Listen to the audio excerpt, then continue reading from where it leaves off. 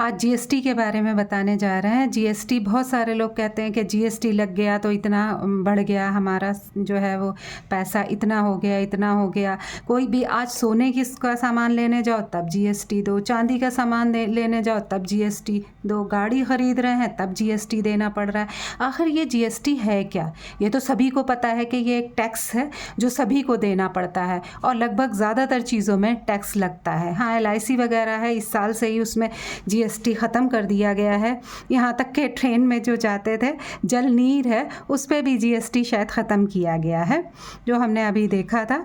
तो आज कहीं भी चले जाइए, कोई भी चीज़ लीजिए, उस पर क्या है, जीएसटी लगाया जाता है। इस जीएसटी का मतलब है गुड्स एंड सर्विस टैक्स। इसका मतलब है गुड्स एंड सर्विस टैक्स। पहले क्या हुआ करता था?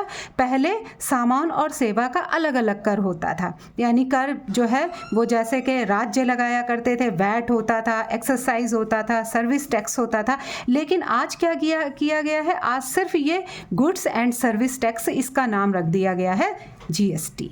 तो आज सारा जो तीन थे अलग अलग टैक्स थे, उनको एक में ही जोड़ करके क्या कर दिया गया है, जीएसटी बना दिया गया है और वैट, एक्सरसाइज और सर्विस टैक्स को हटा दिया गया है। अब इस जीएसटी का उद्देश्य था वन नेशन। क्या उद्देश्य था? वन नेशन और वन टैक्स और वन मार्केट।